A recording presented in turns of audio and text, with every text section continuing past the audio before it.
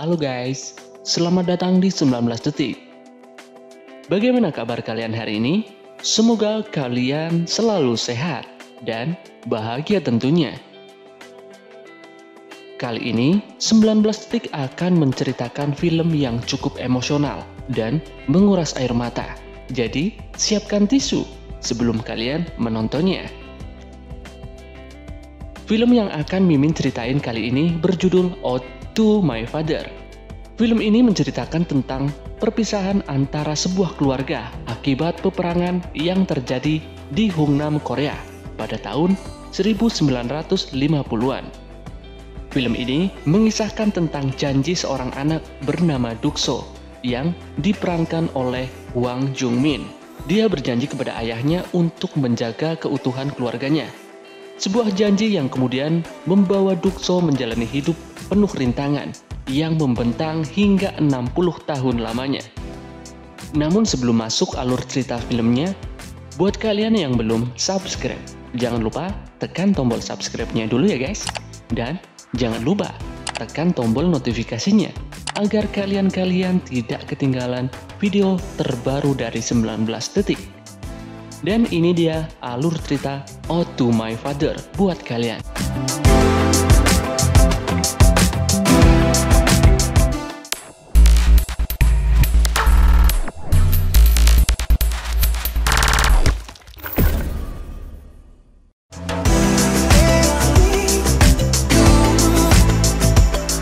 Film diawali dengan sepasang suami istri yang sudah menua. Mereka sedang menikmati suasana pagi di depan rumah mereka. Kakek tua ini bernama Dukso dan istrinya bernama Yongja. Di masa tuanya, sepasang suami istri ini harus tinggal sendiri. Suatu hari mereka dititipi cucu-cucu mereka karena anak-anak mereka akan pergi ke Thailand. Suatu hari kakek Dukso mengajak jalan-jalan cucunya. Dia kemudian bertabrakan dengan seorang pria dan membuat kakek Dukso terjatuh. Dan seketika, dia teringat dengan masa kecilnya, yaitu pada Desember 1950-an di Provinsi Hungnam, Korea Utara.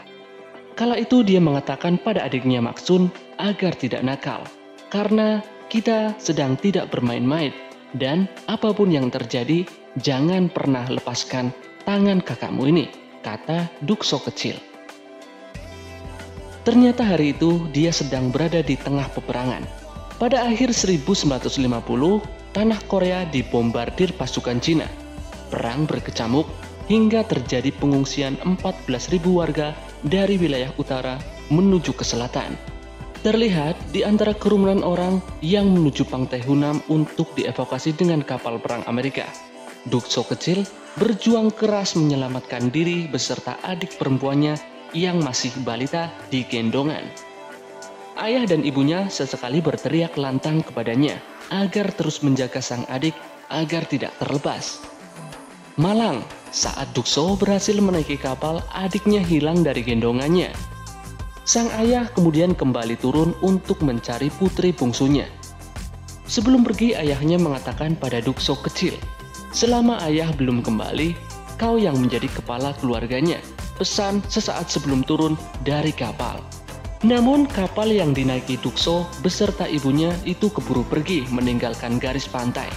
Akhirnya Dukso harus terpisah dengan ayah dan juga adiknya Maksun. Singkat cerita, kapal itu membawa Dukso dan ibunya dan kedua adiknya ke Korea Selatan, tepatnya di kota Busan. Dia dan ibunya kemudian mencari rumah bibinya bernama Kotbun. Sekian lama mencari, akhirnya Dukso berhasil menemukan rumah bibinya. Bibinya memiliki seorang suami yang hanya seorang pemabuk. Mereka pun harus tinggal di sebuah kamar yang sangat kecil di rumah bibinya dan meneruskan hidup tanpa sang ayah dan juga adiknya Maksun. Di tempat pengungsian, Dukso kecil harus sekolah dan membawa serta adiknya. Di sini, dia berkenalan dengan anak lainnya bernama Dalgu yang menjadi sahabat baiknya. Dukso kecil akhirnya menjadi kepala rumah tangga termuda dan harus berjuang keras guna menghidupi keluarganya. Dukso pun harus membanting tulang untuk bekerja menjadi penyemir sepatu di jalanan. Di jalanan juga terkadang Dukso dan juga sahabatnya Dalgu harus berkelahi dengan anak-anak lainnya hanya karena memperebutkan sebuah coklat yang diberikan oleh tentara Amerika. Karena itulah sesampainya di rumah, Dukso dimarahi oleh ibunya. Lalu Dukso bertanya pada ibunya, apakah ibunya membenci dirinya? Karena semenjak berpisah dengan ayah dan adiknya Maksun, ibunya sama sekali tidak pernah membicarakan adiknya Maksun. Dan karena dirinya lah keluarganya harus berpisah dengan ayahnya. Lalu ibunya menjawab, ini bukan kesalahanmu Dukso. Dan ibunya mengatakan, teruslah bekerja keras, karena kau adalah kepala keluarga, sampai dengan ayah kembali. Dukso kecil hanya bisa menangis mendengar perkataan ibunya kala itu. Singkat cerita, Dukso kecil kini telah tumbuh dewasa, tepatnya di tahun 1960. Kala itu dia dikeluarkan dari sekolahnya, karena tidak memiliki uang untuk membayar biaya sekolah. Dia kemudian bekerja keras sebagai kuli di sebuah pelabuhan. Suatu saat ketika sedang bekerja, sahabatnya Dalgu datang dan menawarkan pekerjaan sebagai pekerja tambang di Jerman Barat. Awalnya, Dukso menolaknya karena tidak ingin terlalu jauh dari ibu dan adik-adiknya. Di sisi lain, dia membutuhkan uang untuk membiayai pendidikan adiknya yang diterima di sebuah universitas ternama. Dukso kemudian memutuskan untuk melamar pekerjaan tersebut. Di sisi lain, adik laki-laki Dukso mengatakan kepada ibunya bahwa dia merasa tidak enak hati dengan kakaknya yang bekerja keras karena harus membiayai dirinya. Dia tidak tega dengan kakaknya Dukso yang harus bekerja keras agar dirinya mendapatkan pendidikan yang layak. Ternyata Dukso mendengarkan perkataan ibu dan adiknya, dan dia sangat marah dan mengatakan, kau harus belajar yang rajin katanya, dan semua butuh waktu. Raut wajah ibunya sangat sedih melihat anak sulungnya harus bekerja dan menggantikan sang ayah menjadi kepala keluarga. Setelah menjalani sebuah rangkaian tes, kemudian Dukso muda dan sahabatnya Dalgu pergi ke Jerman Barat dan bekerja di sebuah tambang batu bara. Singkat cerita, mereka berdua tiba di Jerman Barat tepatnya 1964. Hari itu Dukso dan sahabatnya Dalgu dan juga pekerja lainnya memulai pekerjaannya di tambang batu bara. Pekerjaan mereka sangatlah berat karena bekerja sebagai penambang batu bara sangatlah beresiko dan nyawa mereka menjadi taruhannya. Saat sedang beristirahat makan, terkadang mereka menangisi nasib mereka yang menyedihkan. Mereka pun hanya bisa pasrah menjalani pekerjaan tersebut dan juga bersyukur karena masih bisa menjalani hidup sampai dengan saat ini. Sebagai manusia biasa, Dukso pun menangis meratapi kehidupannya. Suatu saat, ketika sedang mengendarai sepeda, Dukso melihat gadis cantik yang sedang bernyanyi di pinggir sungai. Karena tidak fokus, kemudian sepedanya menabrak sebuah meja seorang pedagang yang sedang berjualan. Karena Dukso terluka, kemudian gadis itu mengobati lukanya, dan mereka berdua pun berkenalan. Gadis itu adalah gadis Korea bernama Yongja. Dia adalah gadis Korea yang bekerja sebagai perawat di Jerman. Saat itu juga Yongja berkata karena bertemu dengan Dukso, dia jadi ingin makan makanan Korea. Di suatu malam, Dukso datang ke asrama Yongja sambil membawa makan makanan Korea. Yongja pun sangat senang. Kemudian Dukso menanyakan sesuatu. Kenapa saat itu Yongja menyanyikan lagu yang sangat sedih? Ternyata pekerjaan Yongja menjadi perawat juga sangat menyedihkan. Terkadang dia harus membersihkan kotoran dari pasien lansia dan juga memandikan jenazah. Namun Yongja lebih memilih menyimpan kesedihannya dan mencoba tegar menjalani pekerjaannya. Mereka kemudian sering melewatkan waktu berdua, seperti halnya pergi berpiknik. Suatu ketika saat Dukso mengantarkan Yongja ke asramanya, mereka berdua saling berjabat tangan, dan itu membuat Dukso sangat senang karena dapat memegang tangan Yongja lebih lama. Suatu hari terjadi kebocoran gas di penambangan batu bara tempat Dukso bekerja, dan tempat itu pun meledak. Membuat Dukso dan sahabatnya Dalgu harus terjebak di dalamnya. Yongja yang mendengar berita tersebut kemudian merasa panik dan mencari keberadaan Dukso sampai dirinya mendatangi lokasi penambangan. Dan akhirnya dia mengetahui bahwasannya Dukso dan sahabatnya Dalgu terjebak di dalam lokasi tambang. Yongja kemudian memohon kepada pimpinan proyek agar menyelamatkan Dukso dan juga sahabatnya Dalgu. Namun karena sangat berbahaya, pimpinan proyek itu menolaknya. Namun kemudian rekan-rekan Dukso yang lainnya merasa tergugah dan bertekad untuk mengeluarkan Dukso dan Dalgu dari tempat tersebut. Dukso merasa putus asa dan berharap ada keajaiban yang menyelamatkannya. Seketika Dukso membayangkan seolah-olah dia sedang berbicara kepada ayahnya. Dia juga menceritakan ibunya baik-baik saja dan adiknya saat ini menjadi seorang mahasiswa dan juga adik bungsunya yang terkadang sering membuat masalah. Namun sekarang tumbuh menjadi gadis yang sangat baik dan juga cantik. Dia juga bercerita tentang adiknya Maksun yang belum ia temukan sampai sekarang. Dukso berkata, sangat menyesal dengan adiknya itu. Namun saat ini, semua itu sedikit berkurang setelah dia bertemu gadis bernama Yongja tersebut. Singkat cerita, akhirnya Dukso dan juga Dalgu berhasil diselamatkan, meskipun dengan luka yang sangat parah akibat tertimpa reruntuhan. Hari demi hari pun dilewati Dukso di rumah sakit. Suatu ketika dia mengatakan pada Yongja bahwa visa kerjanya akan segera habis seminggu lagi dan dia akan pulang ke Korea. Dia juga mengatakan agar Yongja ikut pulang bersamanya. Namun Yongja tidak mau karena dia merasa telah mendapatkan pekerjaan yang sangat layak di Jerman. Dan Yongja pun pergi dari ruangan tempat Dukso dirawat. Dia pun kemudian menangis seolah-olah menandakan dia tak ingin berpisah dengan Dukso. Singkat cerita, Dukso pun kembali pulang ke Korea. Ternyata jerih payahnya bekerja sebagai penambang di Jerman Barat berhasil membelikan sebuah rumah untuk ibu dan juga adik-adiknya.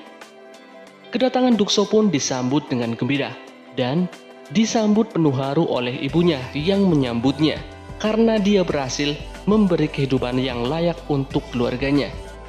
Dukso kemudian mengisi hari-harinya dengan membantu toko bibinya. Saat itu juga secara tiba-tiba Dukso dikagetkan dengan kedatangan Yongja dan Dukso sangat terkejut.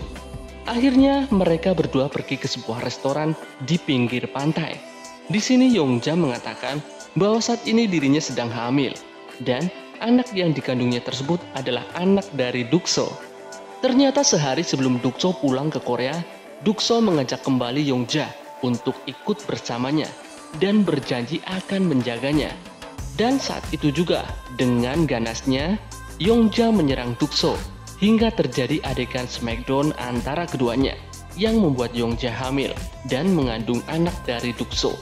Mereka berdua pun kemudian memutuskan untuk menikah. Semua yang hadir di dalam pernikahan mereka sangat bahagia, seperti halnya sahabat baiknya Dalgu. Suatu hari ketika sedang menjaga toko bibinya, Dukso dikejutkan dengan kedatangan orang yang katanya ingin membeli toko milik bibinya. Dukso kemudian menemui pamannya. Ternyata setelah dirinya menikah, bibinya telah meninggal dan toko milik bibinya tersebut dijual oleh pamannya kepada seseorang. Dukso pun memberontak karena bibinya belum lama meninggal, namun tokonya sudah akan dijual oleh pamannya. Dukso mengatakan bahwasannya dia akan membeli toko milik bibinya, dan akhirnya dia benar-benar membeli toko milik bibinya. Suatu hari dia bicara pada ibunya bahwasannya dia akan bekerja sebagai teknisi perang di Vietnam. Pekerjaan itu sangatlah berbahaya, karena itu dia tidak diizinkan oleh istri dan ibunya. Diketahui Dukso memutuskan untuk mengambil pekerjaan tersebut untuk membiayai pernikahan adik bungsunya.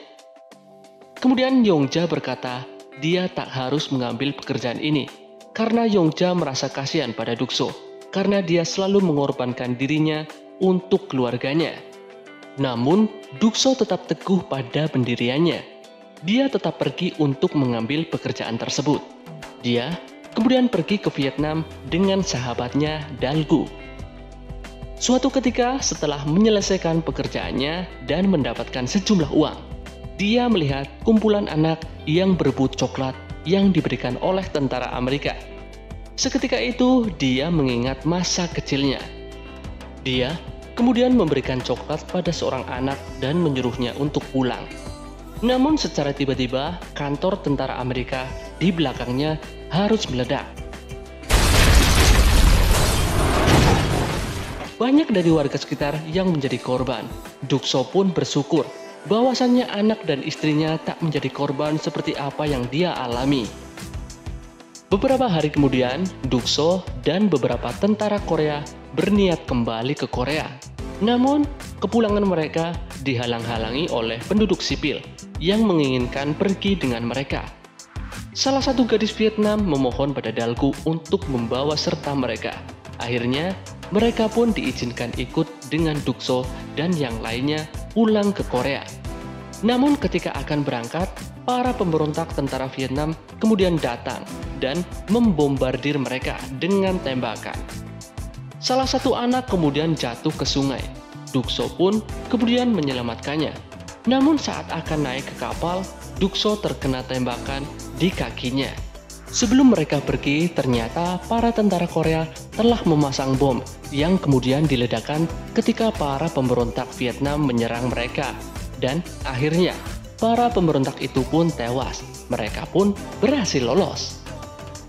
Tak lama kemudian, Dukso kembali ke Korea dengan kaki terpincang karena luka tembak yang dideritanya. Sontak, istrinya pun menangis melihat keadaan suaminya tersebut. Mengambil pekerjaan yang sangat berisiko, Dukso berhasil merenovasi toko yang dibeli dari bibinya. Dan Dalgu pun juga menikahi gadis Vietnam yang ikut pulang bersamanya. Tidak hanya itu, dengan jeripayahnya menjadi mekanik di medan perang, dia juga dapat menggelar pesta pernikahan untuk adik bungsunya. Film beralih pada masa sekarang, di mana Dukso dan istrinya Yongja sedang makan bersama anak dan para cucu-cucunya. Salah satu anaknya kemudian mengatakan kenapa toko ayahnya tidak dijual saja. Kemudian dengan penuh emosi, dia begitu marah dan sampai melemparkan makanannya. Kemudian Dukso memilih menyendiri sambil menghisap sebatang rokok. Di sana, dia mengingat kembali kata-kata ayahnya, bahwasannya ayahnya berjanji akan menemuinya di toko milik bibinya itu, yaitu toko Kotbun. Itulah alasan Dukso tidak mau menjual tokonya, karena dia sangat berharap ayahnya akan kembali menempati janjinya. Kemudian cerita beralih kembali pada masa lalu Dukso. Suatu saat dia melihat siaran di televisi yang menemukan keluarga-keluarga yang terpisah karena peperangan.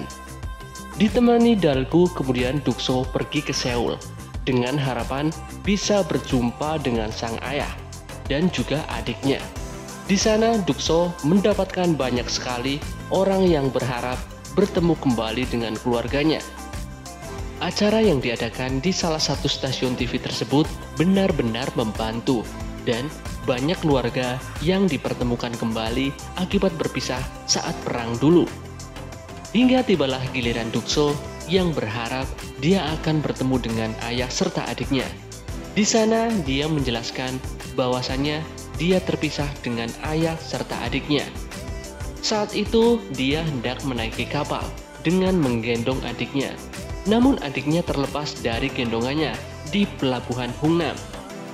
Kemudian ayahnya turun dari kapal berniat untuk mencari adiknya Mak Sun. Namun kemudian kapal Amerika yang membawanya kemudian berangkat. Singkat cerita, pihak TV kemudian menghubungi Dukso dikarenakan ayahnya telah ditemukan. Dukso pun bergegas ke stasiun TV tersebut. Dia akan memastikan itu ayahnya atau bukan. Dan tiba saatnya, dia diperlihatkan seorang laki-laki tua. Mereka pun saling bertanya. Awalnya data-data mereka sangat cocok. Namun yang berbeda adalah nama marga. Dukso dengan marga Yun dan laki-laki tua itu dengan marga Yo. Dan akhirnya mereka memutuskan bahwa mereka bukan keluarga. Beberapa hari kemudian, Dukso dipanggil kembali oleh stasiun TV. Stasiun TV itu memanggil Dukso karena memperoleh informasi tentang adiknya Maksun. Dukso pun kemudian mengkonfirmasi hal tersebut. Kemudian Dukso diperlihatkan seorang perempuan yang ada di depannya. Dukso pun bertanya pada wanita itu, apakah namanya Yun Maksun? Namun gadis itu tidak mengingat namanya karena sedari kecil dia diadopsi oleh orang Amerika dan tinggal di sana. Dalam keadaan penuh harap sambil meneteskan air mata, Dukso mengatakan bahwa adiknya Maksun memiliki tai lalat yang ada di belakang telinganya. Wanita itu pun menunjukkan tai lalat yang ada di belakang telinganya. Ada kata-kata yang diingat oleh wanita itu, bahwasanya saat itu dia digendong oleh kakaknya, dan dia mengatakan bahwasanya kita pergi tidak untuk bermain. Jadi, apapun yang terjadi, jangan pernah melepaskan tangan kakakmu, ujar wanita itu. Wanita itu pun menunjukkan bajunya yang tersobek saat terpisah dengan kakaknya, dan sekaligus membuktikan bahwasannya wanita itu adalah benar-benar adiknya Maksun. Dukso pun kemudian meminta maaf dengan menangis karena tidak memegang erat adiknya kala itu. Ibunya yang menyaksikan dari jauh kemudian juga penuh haru melihat acara itu. Tangis pun tak terbendung setiap orang yang hadir di sana, dan juga masyarakat yang menonton acara tersebut. Tak lama berselang, Maksun pun bertemu dengan ibunya, dan diketahui setelah setahun bertemu dengan Maksun, ibunya meninggal. Cerita kemudian beralih pada masa sekarang. Terlihat Dukso dan keluarganya sedang berdoa untuk ibunya yang telah meninggal. Setelah itu, mereka berkumpul di sebuah ruang keluarga dan melihat keseruan cucunya bernyanyi. Tak lama kemudian, Dukso tua masuk ke dalam kamarnya. Dia menangis memandang foto ayahnya. Dia mengatakan bahwasannya dia telah menepati janjinya menjadi pelindung sekaligus kepala keluarga seperti yang dikatakan ayahnya dulu. Namun dia berkata, meskipun dia berhasil, Dukso merasa ini sungguh melelahkan. Dia terus menangis dengan mencium baju dari ayahnya. Sungguh menyedihkan dengan apa yang dirasakan oleh Dukso. Dan film pun berakhir. Film ini membuat siapapun yang menontonnya akan menangis. Beberapa penghargaan berhasil diraih oleh film ini. Salah satunya festival film di Italia.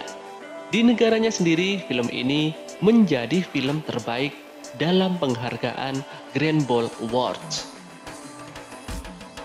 Film ini mengajarkan bagaimana kita harus bersyukur karena tidak pernah terpisah dengan keluarga kita. Jadi, sayangilah keluarga kalian ya guys, selagi mereka masih ada buat kalian. Karena kita takkan bisa mengembalikan waktu, bahkan sedetik sekalipun. Jadi, sayangilah keluarga kalian. Sampai di sini dulu perjumpaan kita, dan sampai jumpa di video dari 19 detik selanjutnya. See you next time.